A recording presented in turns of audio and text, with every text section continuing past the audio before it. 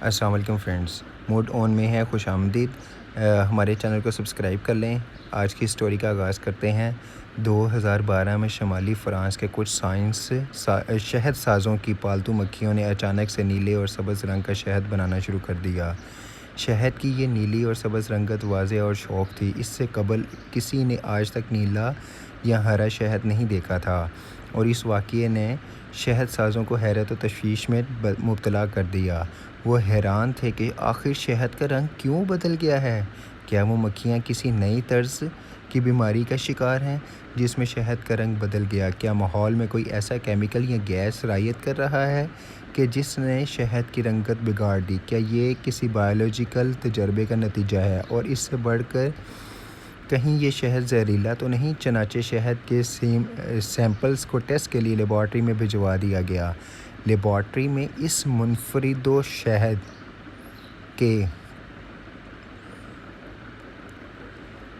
شہدوں کے تجزیے کے بعد یہ نتیجہ اخذ کیا گیا کہ یہ شہد محفوظ اور قابل استعمال ہے۔ اس کے استعمال میں کوئی قباحت نہیں۔ چپکنے پر اس شہد کا ذائقہ تو عام شہد سے بھی کہیں زیادہ لذیذ نکلا، لیکن وجہ کا تعین اب تک باقی تھا۔ نیلے اور سبز شہد کی پروڈکشن کے سب سے زیادہ واقعات ری ویلی نامی قصبے میں ہو رہے تھے۔ اسی قصبے کے نزدیک ایک بائیو گیس پلانٹ بھی قائم ہے۔ شہد سازوں نے اس تغیر کی وجہ سے اس پلانٹ کو قرار دیا، لیکن ماہرین نے اس بات کو مسترد کر دیا۔ ان کے نزدیک اس کی بنیادی وجہ کوئی اور ہے جس کی ان کو سمجھ نہیں آ رہی اور جس کی ان کو تحقیق کرنی چاہیے۔ آخرکار شہد کی مکھیوں کا تعاقب کرنے کا فیصلہ کیا گیا۔ اب ظاہر ہے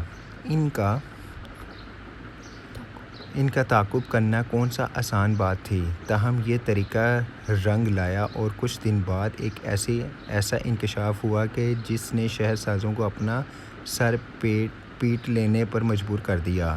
پتہ چلا کہ یہ مکھیاں ایک نزدیکی فیکٹری میں بہت آیا جا کرتی تھیں۔ اس فیکٹری میں مشہور رنگ برنگی میٹھی کینڈی M&M کی پروڈکشن کی جا رہی تھی، اور ان مکھیوں کو اس کا رنگ برنگا سیرپ کھانے کا چسکا پڑ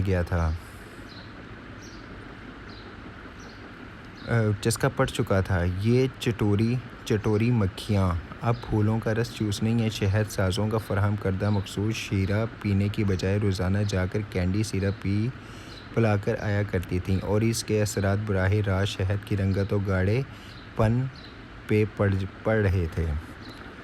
اور اسی کے ساتھ سٹوری کے اختتام کرتے ہیں۔ اللہ حافظ۔